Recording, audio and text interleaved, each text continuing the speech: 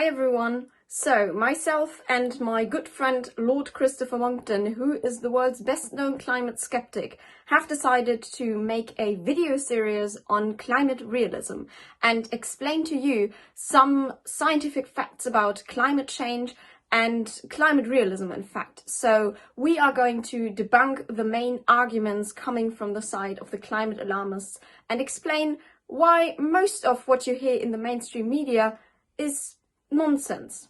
A major issue that I see with the mainstream narrative surrounding climate change is that we are being bombarded with only half-truths. It is very easy to debunk and question those half-truths, but most people don't because they think that we can trust the experts.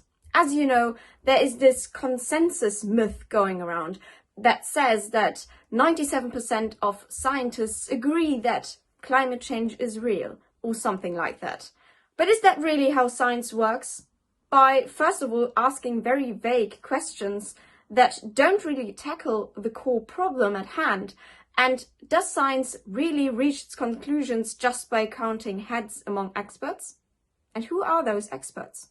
No, Naomi, the physical sciences are not a democracy. Science isn't done by a show of hands. It's not done by a ballot.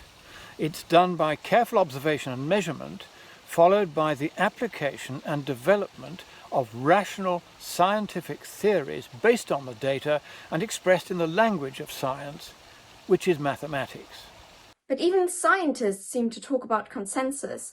Here's what I found on the website of NASA, for example, and I quote, "Multiple studies published in peer-reviewed scientific journals show that 97% or more of actively publishing climate scientists agree. Climate warming trends over the past century are extremely likely due to human activities."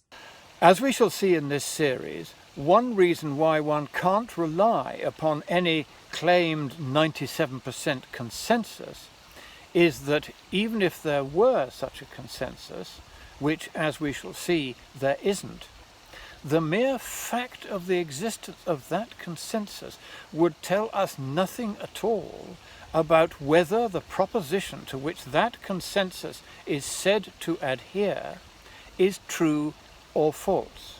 But then the NASA website goes on to say, "Most of the leading scientific organizations worldwide have issued public statements endorsing this position." And yet, all but one of the scientific organizations didn't even take a head count among their own members before issuing such head count statements on behalf of the membership. These statements about consensus, therefore, are political, just as the scientific societies themselves have become political rather than scientific. They're more concerned about making profits at the expense of taxpayers than about pursuing true, objective, rational, properly researched, based on data, science. If they were really interested in true science, they would never issue any statement trying to justify their scientific position, such as it is, by claiming, falsely, as we shall see in this series, that there is a consensus about it. But I remember that in May 2013, Barack Obama made a very popular tweet that is now probably the most trendy argument for climate change. 97% of scientists agree climate change is real, man-made and dangerous. So, Christopher, what prompted him to say that? Barack Obama was referring to a paper published by John Cook, a failed cartoonist, in a science propaganda journal. Cook said that he and his friends had read 11,944 peer-reviewed papers on climate and related topics published in the 21 years 1991 to 2011, and that 97.1% of them, by implication about 11,600 papers, had said recent warming was chiefly man-made. In fact, as we shall see elsewhere in this series, only 0.3% of the papers cited by Cook and his colleagues actually stated that recent warming was mostly man-made. but Cook reported that 0.3% as 97.1%. And if, when you're watching this video, you've never heard that fact pointed out before, then you should ask whether the news media are reporting climate science fairly. There is no 97% consensus.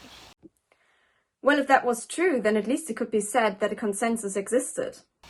But it was not true, and even if it had been true, and it isn't true, some 2,400 years ago, the Greek philosopher Socrates said that argument from an imagined consensus of supposed experts constitutes not one, but two logical fallacies. Now, a logical fallacy is an argument in which the facts do not necessarily or validly entail the conclusion. Socrates said that argument from consensus is both the fallacy of appeal to the authority of imagined experts, and those experts may simply be wrong, or they may be making more money by pretending something is true than by proving it scientifically to be true, and also the fallacy of head count, deciding scientific truth by counting heads and taking a vote. Science is theory backed by data. It is not mere opinion, however sincerely held. And even if the opinions were held by 97%, that would tell us nothing about whether the science behind those opinions was true science. Nothing whatsoever. I think the late science fiction writer Michael Crichton put it best when he said, "If it's consensus, it isn't science. If it's science, it isn't consensus." I want to say thank you so much for everyone who is watching this first video in this series right now. And feel free to share this information around with your friends and family, because we aim to explain climate science in an interesting and concise manner. The facts are on our side. We are not heading towards the apocalypse. You are not a parasite on this planet, and there is no need to panic. I don't want you to panic. I want you to think.